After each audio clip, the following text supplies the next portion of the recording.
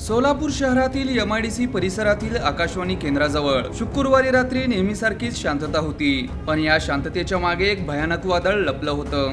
अवघ्या 20 वर्षाचा रिक्षा चालक सिद्धाराम कैलास कटप रोजच्या सारखं आपलं काम संपवून घरी परतला होता. 1 वर्षापूर्वीच सुखाचा संसार सुरू झालेल्या सिद्धारामला कल्पनाही नव्हती की आजची रात त्याच्या आयुष्याची शेवटची रात्र ठरणार आहे.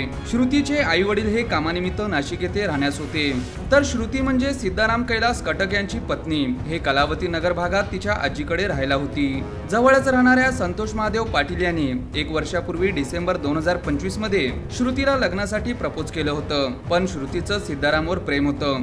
तिने स्पष्ट शब्दात संतोषला नकार दिला आणि सांगितलं, माझं सिद्धारामवर प्रेम आहे आणि मी त्याच्याशीच लग्न करणार. हा नकार संतोषच्या अहंकाराला लागला. त्याने वरवर श्रुतीशी बोलणं बंद केलं, पण मनात सिद्धाराम बद्दल द्वेष आणि राग पाळला. पुढे 20 एप्रिल 2025 रोजी कुंभारी येथील नातेवाईकांच्या शेतात श्रुती आणि सिद्धाराम यांचा विवाह झाला. दोघेही एकत्र राहू लागले आणि हाच सुखाचा संसार संतोषच्या डोळ्यात खोपू लागला.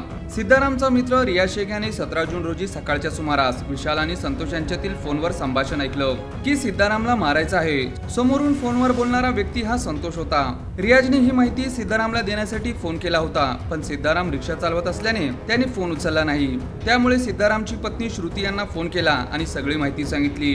तेव्हा पत्नीने सर्व माहिती आपल्या पतीला दिली. सिद्धारामने आपल्याला मारण्याचा कटका रचला जातोय याचा जाब विचारण्यासाठी संतोष पाटीलला फोन केला. तेव्हा संतोषने भेटण्यासाठी सुनील नगर या ठिकाणी बोलवलं. रात्रीचे 10:30 वाजले होते. सिद्धारामने विचारलेल्या जाबाने संतोषचा ताबा सुटला.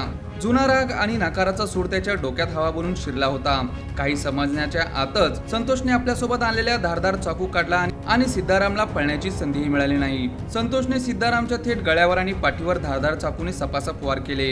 या घटनेची माहिती मिळताच MIDC पोलिसांनी तत्काळ घटनास्थळी धाव घेतली. सिद्धारामचा मृतदेह शवविच्छेदनासाठी पाठवण्यात आला आणि जखमी प्रमोद पाटील यांना उपचारासाठी रुग्णालयात दाखल करण्यात आले. पोलिसांनी तपासाची चक्रे जलद गतीने फिरवत मुख्य आरोपी संतोष पाटील याला बेड्या ठोकल्या.